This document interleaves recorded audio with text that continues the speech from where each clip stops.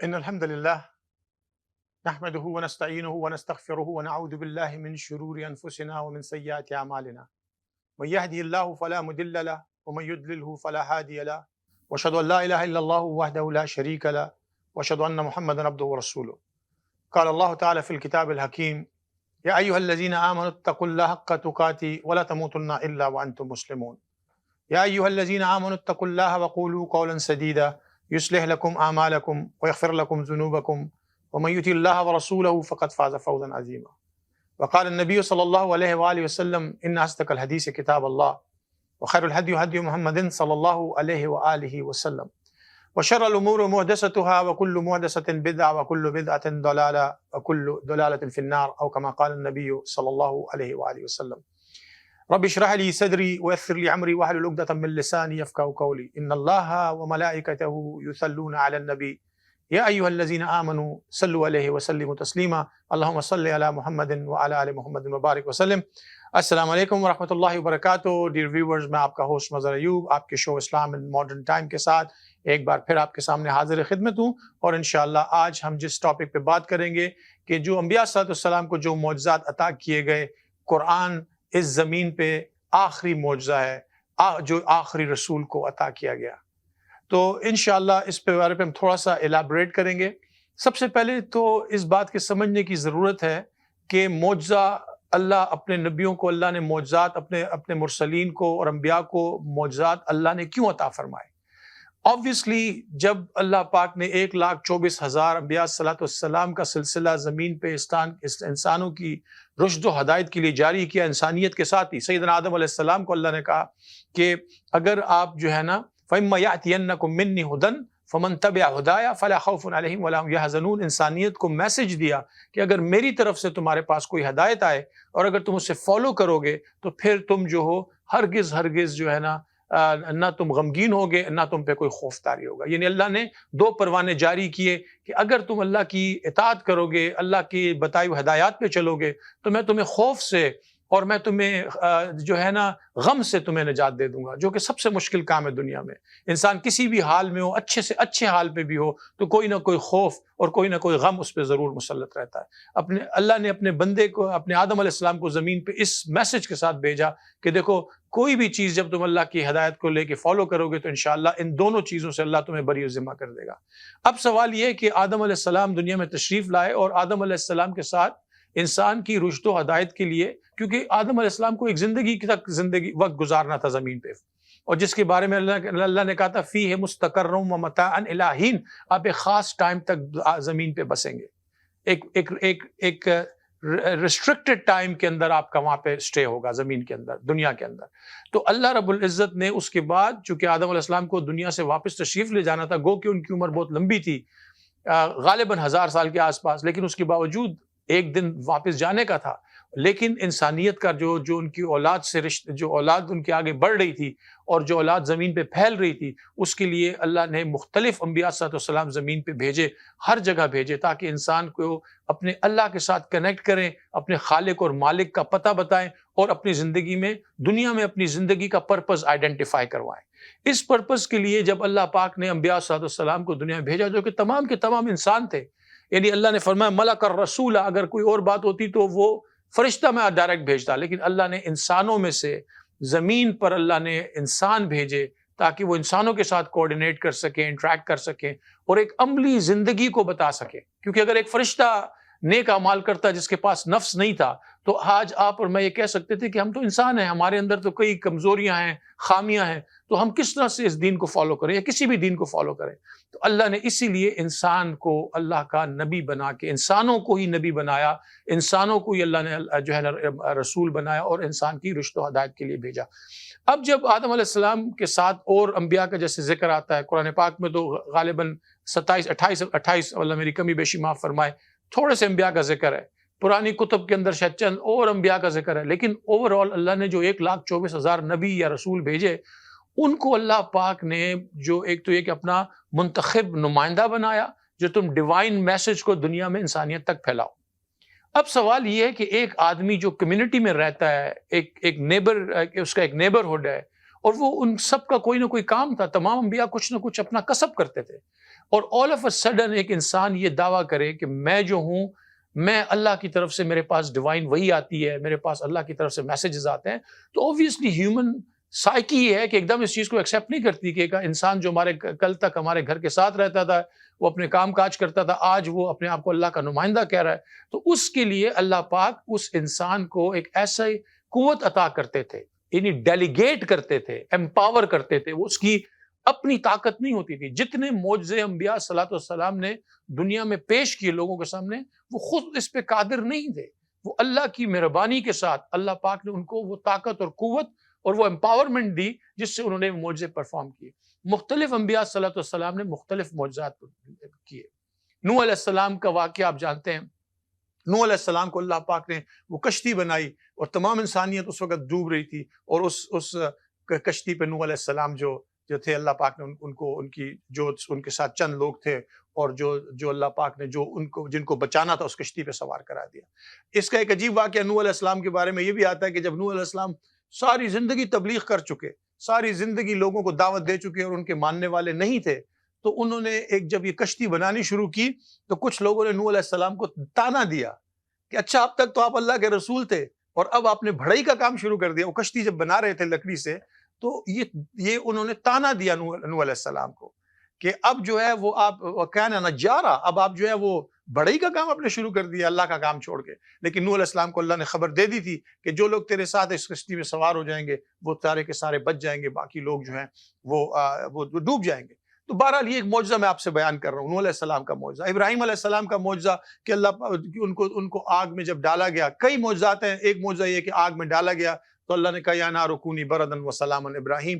وہ آگ جو تھی ٹھنڈی پڑ گئی، جبکہ آگ کا کام جلانا ہے، اس آگ نے بجائے جلانے کے ابراہیم علیہ السلام کو بچا لیا.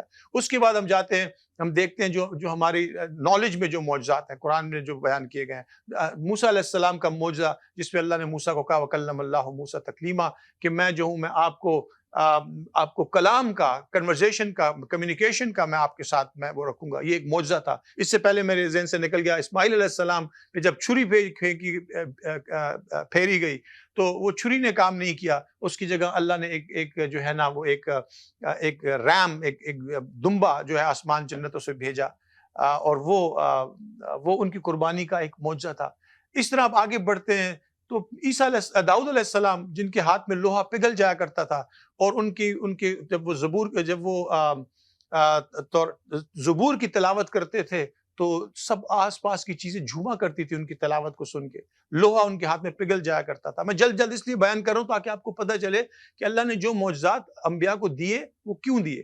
عیسیٰ علیہ السلام کے اوپر اللہ پاک نے بہت ہی کرم فرمایا، اور کرم یہ فرمایا کہ عیسیٰ علیہ السلام جو تھے وہ کیا ابری الاکمہ والابرص واحی الموت باذن اللہ.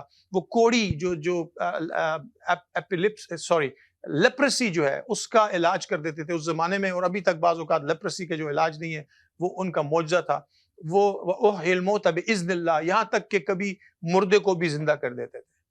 تو میں نے مختصراً آپ کو ایک آئیڈیا اس لیے دیا کہ انبیاء کو ایسی قوتیں اللہ نے اس لیے عطا کی کہ جب وہ یہ پرفارم لوگوں کے سامنے کرتے تھے تو لوگ سمجھ جاتے تھے کہ یہ ایکسٹرا آرڈنری کوئی چیز ان کو عطا کی گئی ہوئی ہے جس سے وہ یہ ساری چیزیں کرتے ہیں. اور جس زمانے کے جو نبی تھے، جیسے موسیٰ علیہ السلام کا اگر آپ دیکھتے ہیں تو جو جادوگر آئے تھے اس زمانے، موسیٰ علیہ السلام کے زمانے میں جادو جو تھا بہت عروج پہ تھا.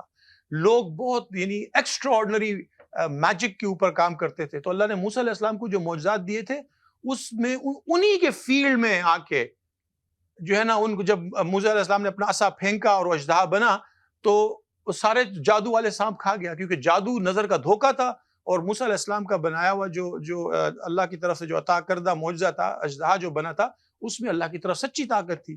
تو وہ سمجھ گئے کہ یقیناً یہ ایک عام نہیں، اگر جادو ہوتا تو یہ تو اس طرح ہو ہی نہیں پاتا.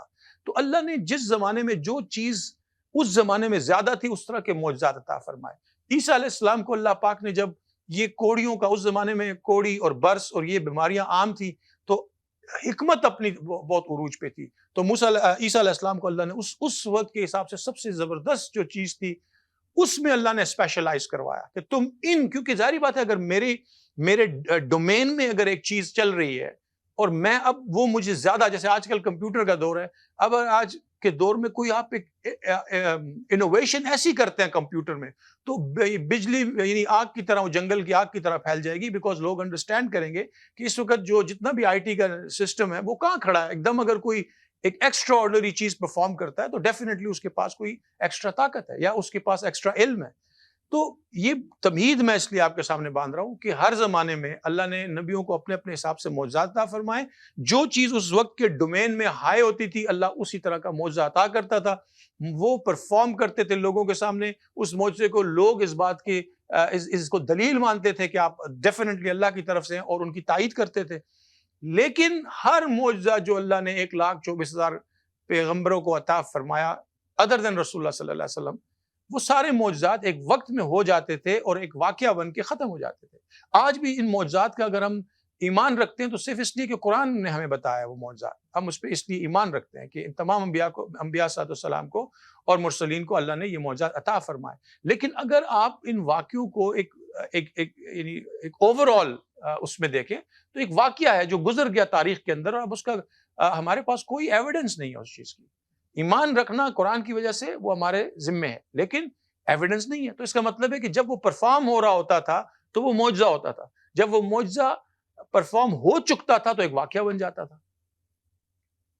اب سوال یہ ہے کہ میرا بھی کئی عرصے تک جب میں قرآن پاک اپنی اسمال کیپیسٹی میں نے پڑھنا شروع کیا تو مجھے ہر انسان کی خواہش ہوتی ہے کہ قرآن تو اللہ نے نبی صلی اللہ علیہ وسلم کو عطا فرمایا، اس میں تو نبی صلی اللہ علیہ وسلم کے معجزات کی ایک وہ ہونی چاہیے تھی. اللہ نے ڈیفینیٹلی ایک سرٹن لیول پہ معجزات کی بات ضرور کی ہے، لیکن سمجھنے کی بات یہ تھی کہ جو قرآن اللہ عطا کر رہے ہیں وہ قرآن از خود ایک معجزہ ہے جو قیامت تک کے لیے زندہ جاوید ہے. کیونکہ یہ مذہب اللہ نے اپنے نبی پہ ختم کرنا تھا. انسان کی جو تاریخ ہے اس میں انبیاء صلی اللہ علیہ وسلم کا سلسلہ ختم ہونا تھا، مرسلین کا سلسلہ ختم ہونا تھا. تو ڈیفینیٹلی آخری معجزہ ایسا ہونا چاہیے تھا کہ جو ایک واقعے کی طرح نہ ہو، ورنہ 1400 سال پرانا ایک واقعہ سب لوگ سوچتے، کچھ ایمان لاتے کچھ ایمان نہ لاتے. اس کے اندر اتنی کیپیسٹی معجزے میں ہونی چاہیے تھی کہ قیامت تک کے لیے زندہ رہے. اسی لیے ہم اکثر لوگ قرآن میں نبی کے معجزے ڈھونڈتے ہیں، جبکہ قرآن سارا کا سارا نبی کا معجزہ ہے. سارا کا سارا کتاب اللہ جو ہے وہ اللہ نے نبی صلی اللہ علیہ وسلم کو بحیثیت ایک معجزہ عطا فرمائی. اب اس کے اندر آپ دیکھتے ہیں تو فیہ تبیان لکل شیء، اس میں ہر چیز کی ایکسپلسٹ ڈیٹیل موجود ہے. لیکن اس کا کمال اگر آپ معجزات کے ساتھ کمپیئر کریں تو نبی صلی اللہ علیہ وآلہ وسلم سے پہلے جتنے انبیاء صلی اللہ علیہ وسلم اور جتنے مرسلین آئے وہ آسمان سے آئے ہوئے معجزے کو لوگ آسمان سے، میرے لفظ کو ذرا غور سے سنیے، آسمان سے آئے ہوئے معجزے کو دنیا کے سامنے پرفارم کرتے تھے اور پرفارم کر کے اس کے بعد وہ اس دلیل کی حجت تمام کرتے تھے. نبی صلی اللہ علیہ وآلہ وسلم کی جو نبوت کے ختم نبوت کا صدقہ تھا، جب ان کو قرآن عطا ہوا تو اب اللہ نے ایسا معجزہ عطا فرمایا کہ جو آسمان سے زمین پہ آیا اور اب زمین سے شعور انسانی کو واپس عرش معلیٰ کی طرف لے کے چلا گیا. کہ تم اب جیسے جیسے اس کتاب کو پڑھو گے، اس کا علم حاصل کرو گے، اور سائملٹینیسلی جب تم دنیا کے علوم پہ عبور حاصل کرو گے تو تمہیں قرآن کا ہر معجزہ سچ نظر آئے گا. اس کی مثال میں آپ کو دیتا ہوں. اللہ پاک نے قرآن میں کہا سنوریہم آیاتنا فی الآفاق وفی انفسہم حتی یتبین لکم الحق، ان قریب تم دیکھو گے اللہ کی نشانیاں. یعنی ظاہری بات ہے ان قریب، یہ ظاہری بات ہے قرآن تو نازل ہو رہا تھا اس وقت. اب وہ ان قریب کب تھا؟ وہ ایکچولی ہمارا اور ہمارے سے بعد میں آنے والے کا زمانہ ہے، جب لوگوں کی تحقیق دنیا کے امور کے اوپر ایک گرفت کی شکل میں آ جائے تو اس وقت قرآن کا معجزہ نظر آئے. اللہ نے ہماری نشاندہی کی سنوریہم آیاتنا فی الآفاق، میں تمہیں تمہارے آفاق میں، کائنات کے اندر تمہیں معجزے دکھاؤں گا. وفی انفسہم، تمہارے اپنے اندر ہوتے ہوئے نظام کے اندر بھی تمہیں معجزات دکھاؤں گا. حتی یتبین لکم الحق، ایوری ٹائم جب بھی تم انٹریکٹ کرو گے کائناتی نظام کے ساتھ تو تمہیں تمہارا وہ معجزہ انلیش ہو جائے گا، اللہ کا قرآن کا وہ معجزہ انلیش ہو جائے گا. اسی طرح اپنی ذات کے اندر جب جا کے اپنے بارے میں تحقیق کرو گے، سائنٹیفک تحقیق کرو گے تو تمہیں سمجھ آئے گی کہ یہ بنانے والا اس کا خالق ہے، اس کا مالک ہے. اور اس خالق والمالک نے قرآن کے اندر وہ نظام ہمیں بتا دیا، اور وہ معجزات بتا دیے کہ ایوری ٹائم جب ہم ایکسپلور کریں گے کائنات کو یا اپنے آپ کو، ہمیں ایک اللہ کا ہوتا ہوا معجزہ نظر آئے گا، اور وہ اس بات کی حجت کو بھی تمام کرے گا، اور وہ اس بات پہ دلیل بھی ہوگی کہ اس کا ایک سارے نظام کا ایک بنانے والا ہے، اس کا ایک خالق ہے، اس کا ایک مالک ہے جو کسی کا محتاج نہیں ہے، اور ساری انسانیت اور ساری مخلوق اس کی محتاج ہے۔ وہ اپنی ذات میں یکتا ہے، وہ اکیلا ہے، وہ بے مثال ہے، اور اس کا کوئی ہمسر و ثانی نہیں۔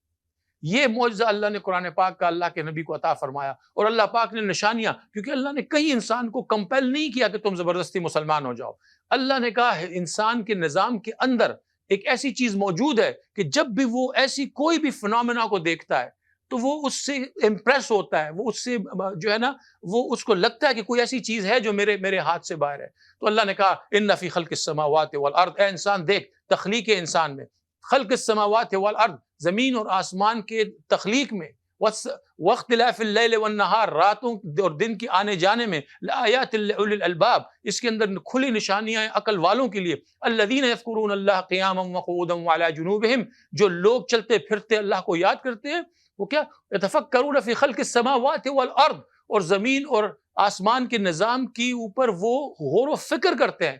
وہ کیا کہتے ہیں؟ ربنا ما خلقت ھذا باطلا، اے اللہ تو نے کچھ بھی باطل تخلیق نہیں کیا۔ اور وہ اس بات کی دلیل ہے کہ جو نظام، نہ رات کا آنا ہمارے اختیار میں، نہ رات دن کا جانا ہمارے اختیار میں، نہ آسمان کا بنانا ہمارے اختیار میں، نہ آسمانی نظام شمسی کو چلانا ہمارے اختیار میں۔ اب جیسے جیسے آپ تحقیق کرتے جائیں تو آپ کو نظر آتا جائے گا کہ اللہ تعالیٰ آپ کو انڈیکیٹ کر رہے ہیں ان فی خلق السماوات والارض، زمین اور آسمان کی تخلیق میں غور کرو۔ اگر اللہ کی زمین، آسمان اور زمین پہ تخلیق پہ غور کرو گے تو تمہارا شعور انسانی تمہیں بولے گا، تمہیں کوئی آ کے نہ بھی بولے تو تمہارا شعور انسانی تمہیں یہ بولے گا کہ خالق ہے جس نے سارا نظام بنایا ہے۔ جیسے آج کے زمانے میں بہت سارے پڑھے لکھے انٹلیکچوئل لوگ دنیا کو ایکسیڈنٹ کہتے ہیں، اگر آپ ان کے سامنے یہ بات کریں، آپ جہاں بھی فار ایگزامپل ایک جو سیلنگ فین ہوتا ہے، اگر آپ کسی ایک انٹلیکچوئل کو بولیں کہ میں صبح اٹھا اور یہاں ایک فین لگا ہوا تھا اور وہ فین خود بخود آپریٹ کر رہا تھا اور اس آپریشن کے اندر وہ مجھے ہوا دے رہا تھا، تو وہ پڑھا لکھا آدمی آپ پہ ہنسے گا۔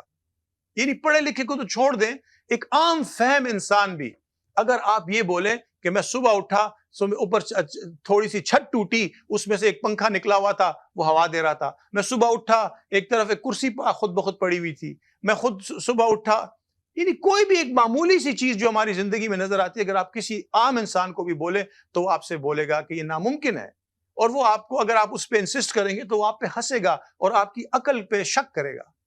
لیکن یہاں پر ایک عام انسان کو تو چھوڑ دے، دنیا کے جو سب سے پڑھے لکھے لوگ ہیں، جو سو کالڈ انٹلیکچوئلز ہیں، جنہوں نے تحقیق کی ہے، جنہوں نے ریسرچ کی ہے، جو دنیا جہان کے سائنسی علوم سے واقف ہیں، وہ کہتے ہیں سارا کا سارا کائناتی نظام از خود تیار ہو گیا، انسان خود بخود بن گیا۔ یعنی امیجن کہ جو ایک معمولی سی ایک انوینشن کو آپ کہتے ہیں کہ وہ خود از خود نہیں بن سکتی، اس کے برعکس آپ کہتے ہیں کہ اتنا بڑا کائناتی نظام از خود بن گیا۔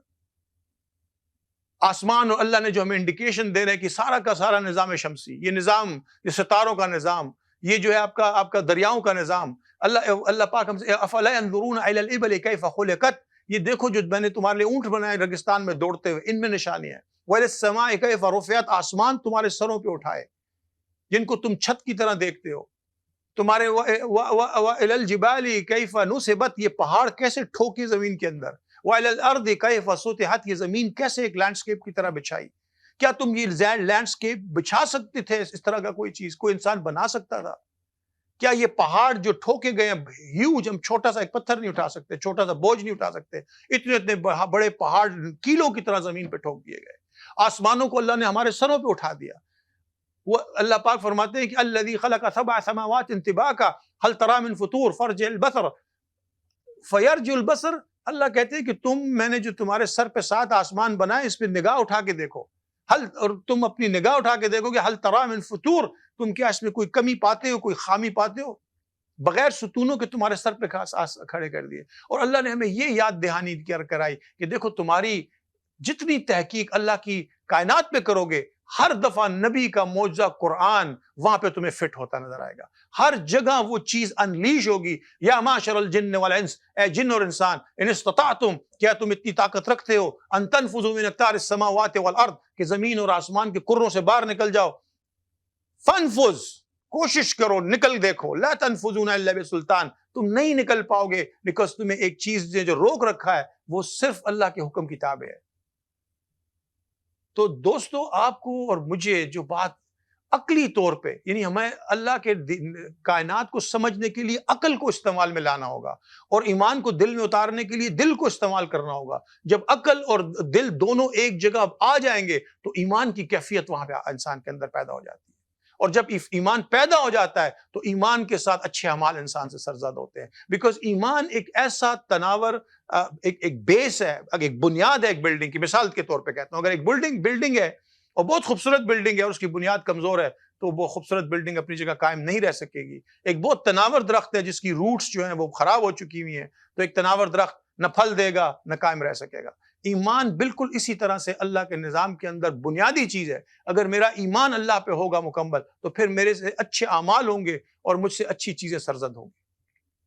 تو آج ہم نے جو بات آج آپ کے ساتھ میں کر رہا ہوں وہ صرف اس لیے کہ دیکھیں اللہ نے اپنے آخری نبی محمد رسول اللہ صلی اللہ علیہ وآلہ وسلم کو اپنا آخری معجزہ انسانیت کے لیے ایسا عطا فرمایا کہ جو کبھی بھی ایک واقعہ نہ بنے، جو کبھی بھی ایک واقعے کی شکل نہ بنے، بلکہ آپ جتنی دنیا میں تحقیق کریں اتنی آپ کے اندر اس کی صلاحیت پیدا ہو کہ اس کا ایک خالق ہے، اس کا ایک مالک ہے، اور وہ خالق اور مالک جو ہے وہ تنہا ہے۔ اگر ایک سے زیادہ ہوتے تو نظام دھرم برم ہو جاتا۔ دو لوگ ایک جگہ کام نہیں کر سکتے، دو لوگ کام کرتے ان کے اختلافات پیدا ہوتے ہیں۔ تو بنیادی طور پہ اللہ کی وحدانیت کی سب سے بڑی اس معجزے کی ایک دلیل یہ بھی ہے کہ اللہ واحد ایک یہ کہ اللہ ہے، پھر اللہ واحد لا شریک ہے، اور پھر اللہ اس ساری کائنات کا واحد مالک و خالق ہے، خالق بھی اور مالک بھی ہے۔ کیونکہ اگر ایک سے زیادہ لوگ ہوتے، فرسٹ آف آل یہ معجزہ کہتا ہے کہ خود نہیں بنا، اس کا ایک بنانے والا ہے، اور اس کا ایک ہی بنانے والا ہے جو سارے نظام کو اکیلا ہی چلا رہا ہے۔ نحمدہ ونصلی ونسلم علی رسول الکریم۔ آج ہم بات کر رہے ہیں انبیاء صلی اللہ علیہ وسلم کے معجزات کی، اور قرآن اس ساری انسانیت کے لیے اللہ کا آخری معجزہ۔ تو انشاءاللہ اب جس معجزے کی طرف ہم جا رہے ہیں، جیسے میں نے آپ سے قرآن کی دلیل کے اوپر بات کی کہ قرآن کس طرف انسان کے مائنڈ کو لے کے جاتا ہے تاکہ ہمیشہ کے لیے، قیامت تک کے لیے، شعور انسانی کے لیے ایک گائیڈنس آتی رہے، اور دنیا میں جو فینومینا آپ ہوتے ہوئے دیکھیں وہ آپ جب اس کو دیکھیں اور غور کریں تو ایک معجزہ انلیش ہو جائے۔ یعنی یہ ایک ایسا معجزہ ہے کہ اس سے معجزات انلیش ہوتے رہیں گے ہر طرح سے۔ اور اس کمال یہ دیکھیں کہ اللہ نے جب شعور انسانی کو دعوت دی تو کائنات کا اللہ نے ذکر فرمایا۔ کائنات کو دیکھو، بنانے کو دیکھو، سورج کو، چاند ستاروں کو دیکھو، نظام دنیا کو دیکھو، لینڈسکیپ کو دیکھو۔ لیکن جب اللہ نے قرآن کے معجزے پہ چیلنج کیا تو اللہ نے انسان سے کوئی ایک ایسی چیز نہیں مانگی کہ تم اگر قرآن کو نہیں مانتے تو پھر خالق کی طرح ایک چاند بنا کے بتاؤ، ایک سورج بنا کے بتاؤ، ایک ستارہ بنا کے بتاؤ، ایک ایسا نظام بنا کے بتاؤ۔ بلکہ اللہ نے انسان سے کہا کہ وَإِن كُنتُمْ فِي رَيْبٍ مِّمَّا نَزَّلْنَا عَلَىٰ عَبْدِنَا، اگر تم میرے بندے پہ جو میں نے نازل کیا ہے اگر اس پہ شک کرتے ہو، فَأْتُوا بِسُورَةٍ مِّن مِّثْلِهِ، تو پھر اس جیسی ایک صورت بنا کے لاؤ۔ یہ سب سے آسان چیلنج تھا اگر دیکھا جائے۔ عرب دنیا جس کو اس بات کے اوپر غرور تھا اور فخر تھا کہ ہم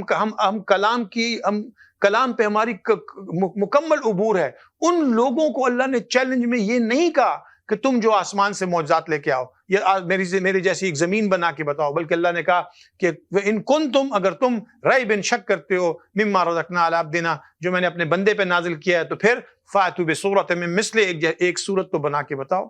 یہ آسان ترین بات تھی، کوئی بھی اپنا قلم اٹھا کے اس کی ایک تحریر بنا سکتا تھا۔ اینڈ آف دا ڈے قرآن کی آیات بھی تو الفاظ کا مجموعہ ہے۔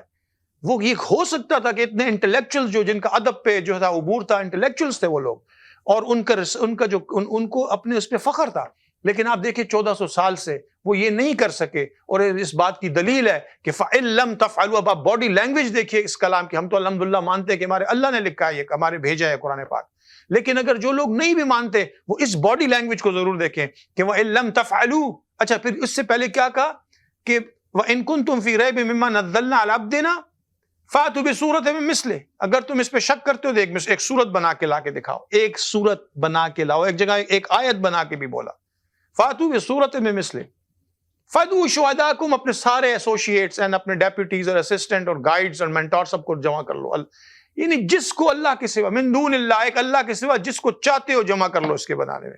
یہ بھی نہیں کہا کہ کوئی ایک آدمی بیٹھ کے یہ کام کرے، کہا جو تم سمجھتے ہو تمہیں اسسٹ کر سکتا ہے اس صورت کے بنانے میں، سب کو بلا لو. اور پھر کہا فَإِن لَمْ تَفْعَلُوا، اگر تم نہ کر سکو، سوال پوچھا ہے فَإِن لَمْ تَفْعَلُوا، اگر تم نہ کر سکو، وَلَن تَفْعَلُوا، تم ہرگز نہیں کر سکتے. وَلَن تَفْعَلُوا عربی زبان کا مطلب یہ ہے کہ نہ تم کبھی پہلے کر سکے ہو، نہ اب کر سکتے ہو، نہ قیامت تک کبھی کر سکو گے. وَلَن تَفْعَلُوا، ہرگز نہیں.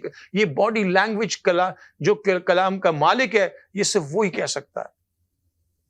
اور پھر کا فَاتَّقُوا النَّارَ الَّتِي وَقُودُهَا النَّاسُ وَالْحِجَارَةُ أُعِدَّتْ لِلْكَافِرِينَ. تو اللہ کی اس سے ڈرو، اس بات سے تقوی اختیار کرو کہ ایک آنے والے دن میں اگر تم اللہ کا انکار کر کے دنیا سے چلے جاؤ گے اور تم پہ کفر کی حجت تمام ہو جائے گی، تو وہ سخت والا زمانہ تمہارے سامنے آ جائے گا. قرآن پاک میں ایک اور مقام پہ اللہ نے اس معجزے کو اور طرح سے اللہ نے ڈیفائن کیا. إِنَّا نَحْنُ نَزَّلْنَا الذِّكْرَ وَإِنَّا لَهُ لَحَافِظُونَ. اس قرآن کو میں نے نازل کیا ہے اور اس کی حفاظت، اس کو ہم نے نازل کیا، میں نے نازل کیا، اور ہم اس کی حفاظت فرمائیں گے. اب سوال یہ کہ یہ کب یہ بات ہو رہی ہے؟ یہ تو 1400 سال پہلے یہ دعویٰ قرآن پاک میں کیا جا رہا ہے. نہ کمپیوٹر کا دور تھا، نہ کوئی ایسی چیز تھی جس سے آپ بیٹھ کے آپ اس کو ایک تحریر میں کہیں آپ اس کو پروٹیکٹڈ رکھتے، آپ اس کو کسی جگہ سنبھال لیتے. یہ کون کر سکتا ہے؟ یعنی یہ دعویٰ کر کون سکتا ہے کہ میں نے اس قرآن کو نازل کیا وَإِنَّ لَهُ لَحَافِظُونَ، اور میں ہی اس کی حفاظت کروں گا. آج بھی اگر کوئی بولے کہ میں ایک فائل بنا کے کمپیوٹر میں کہیں رکھ لوں گا، تو بھی شک ہے کہ کوئی دنیا کا نظام فیل ہو جائے گا. اس کے بعد یہ ڈاکومنٹ اللہ جانے 1000 سال بعد 2000 سال بعد ملے گا نہیں ملے گا. لیکن اللہ نے بغیر کسی اس لوگوں میں، نہ ان کے پاس وسائل تھے، نہ ان کے پاس اتنی ترقی تھی، نہ ان کے پاس اتنی کیپیسٹی تھی کہ اس کلام پاک کو جمع کر کے ہمیشہ سنبھال کے رکھتے. آج ہم دیکھتے ہیں کہ قرآن کا دوسرا ایک بہت بڑا معجزہ یہ ہے کہ قرآن کے اندر ایک زیر زبر جو ہے، ایک نقطہ ڈاٹ چینج نہیں ہوا. قرآن آج بھی اپنی اسی شکل میں ہے. تو یہ دعویٰ ہمیں وہاں پہ لے کے جاتا ہے، إِنَّا نَحْنُ نَزَّلْنَا الذِّكْرَ وَإِنَّا لَهُ لَحَافِظُونَ. اس قرآن کو میں نے نازل کیا ہے اور اس کی حفاظت بھی میں خود کروں گا. تو قرآن آج بھی ہمارے سامنے انٹیکٹ ہے اور انشاءاللہ قیامت تک انٹیکٹ رہے گا، بیکاز اس پہ اللہ نے اس کی ذمہ داری لی ہے. دوستو، میں آج کی نشست میں صرف ایک بات آپ کے ساتھ ڈسکس کرنا چاہتا ہوں، اسٹیبلش کرنا چاہتا ہوں کہ اس بات پہ ایمان رکھیں کہ اللہ نے آپ کو یہ قرآن جو عطا فرمایا ہے، یہ آخری معجزہ ہے. یہ ایک ایسا ٹریجر ہے، ایک ایسا ڈیوائن خزانہ ہے. اس کی 6666 غالباً جو آیات ہیں، 30 سپارے، 114 سورے، ان سب کو جو اللہ نے جس طرح سے ہمیں عطا فرمایا ہے، اس سے بینیفٹ حاصل کریں. یہ دنیا ایک ٹرانزیشن ہے. اس ٹرانزیشن میں اگر آپ نے اور میں نے قرآن کو صحیح معنوں میں ایمان کے حوالے سے اور اعمال کے حوالے سے سمجھ لیا، تو آپ یقین مانیے کہ انشاءاللہ آخر والی جو زندگی ہے وہ خیر و برکت والی ہوگی، انعام والی ہوگی، اللہ کی رحم و کرم والی ہوگی، مہربانی والی ہوگی. آج ہمارے پاس ٹائم ہے تو اس معجزے پہ آج سے کام شروع کریں، انڈرسٹینڈ کریں، اس چیز کو انڈرسٹینڈ کریں، اس کو کھول کے پڑھیں، اور یہ آپ کو سمجھ آئے گا. جب آپ اس کی آیات کو پڑھیں گے تو آپ کو سمجھ آئے گا کہ یہ اس کائنات کے اندر اللہ نے انسانیت کو جو معجزہ آخری عطا فرمایا وہ قرآن پاک ہے، اپنے آخری نبی کے صدقے، ان کے طفیل. انشاءاللہ آنے والے پروگرام تک کے لیے آپ سے اجازت چاہتا ہوں. آپ سب کو اللہ کی امان میں سپرد کرتا ہوں. میرے لیے دعا، مجھے اپنی دعا میں ضرور یاد رکھیں. وصلی اللہ تعالی علی خیر خلقہ محمد وآلہ وصحبہ اجمعین برحمتک یا ارحم الراحمین. السلام علیکم ورحمۃ اللہ وبرکاتہ.